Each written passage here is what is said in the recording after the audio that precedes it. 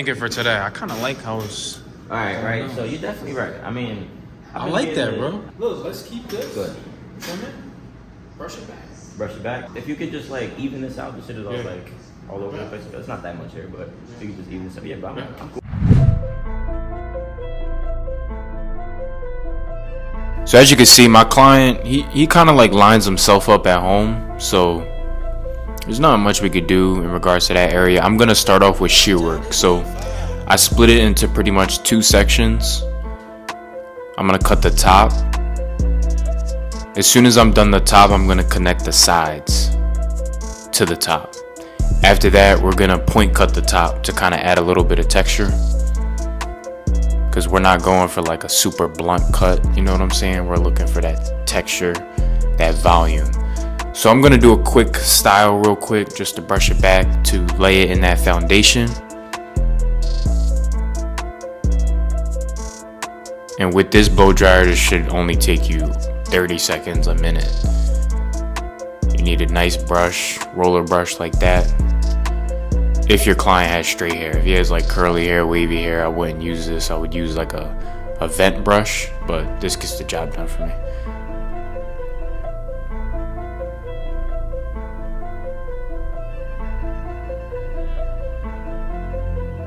So once our foundation is set, we're gonna take our foreguard and just go straight up into the bulk.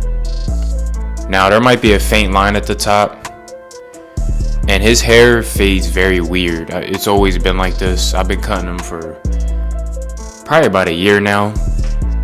His hair isn't the easiest to fade, especially towards his parietal ridge area. Everything below that is pretty easy. So we're just gonna go straight up into the bulk. Not really digging in. We're just digging in at the bottom, but towards the top, we're just gonna flow straight up.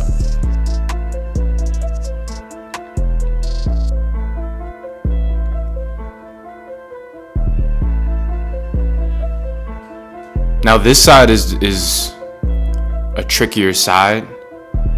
He just has indents in his head that kind of makes the fade look unfinished. But I think we did a great job today. I think it came out really dope. So this 4 is pretty much gonna go straight into the top. We're gonna line his C-cups.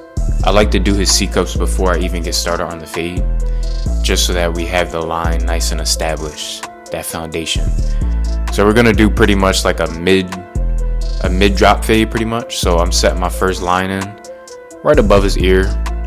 We're gonna drop it towards the back and connect it to the other side.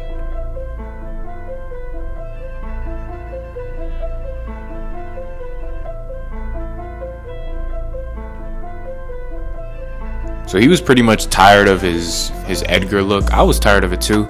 I feel like we were just forcing the hair to flow forward.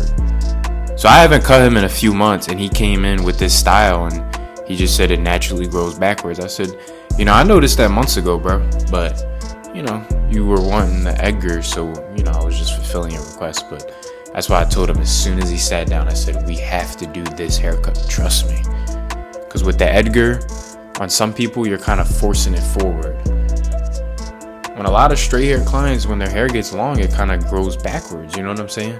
It's kind of how like when a black person is wolfing for years, their hair eventually locks up. It's just how it naturally flows. So with a Hispanic person like this, because some Hispanic people have like curly hair, wavy hair. He has more on the straighter side. It just naturally flows backwards.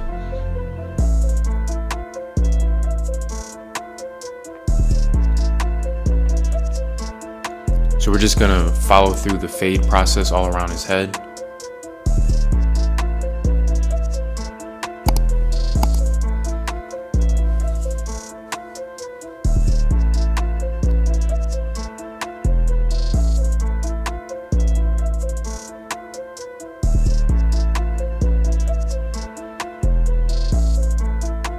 So what I like to do on like these straight hair haircuts, I like to just get through the fade, make sure the bottom's blurry, and then we attack the top. So I'm doing some scissor over comb right now, and I'm gonna transition into clipper over comb.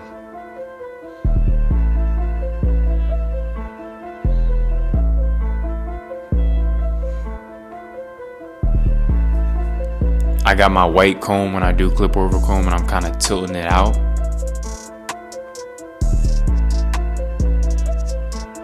And this is to get rid of those dark spots that are hard to get out, you know what I'm saying?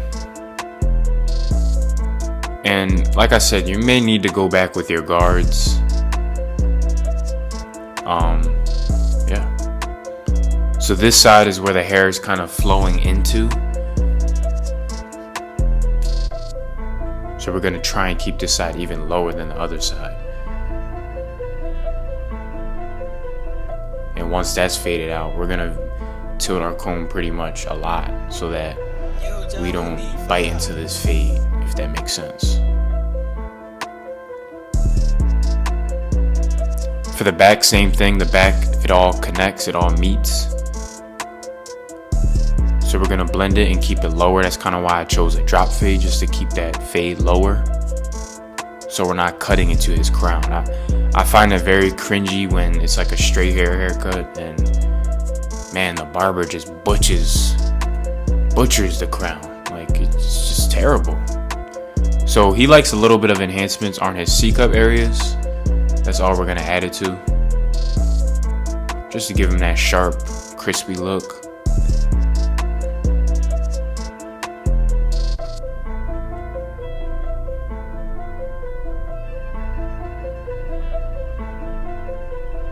After that, we're gonna line him up, hit his beard real quick. We're gonna hit him with the razor. This is one of those clients that needs the razor. As you can see, his hair, the stubble looks green. So you always want to make sure you hit him with the razor. Gonna hit his beard real quick, make it nice and sharp. It's kind of like a shadow. He wanted me to take it down a little bit.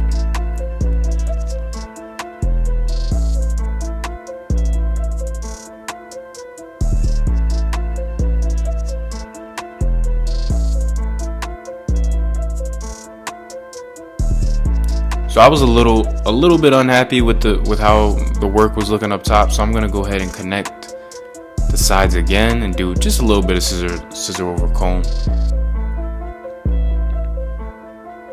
Now after that, I was definitely satisfied. So I went ahead, wet it again, and kind of brushed it back for that volumized look.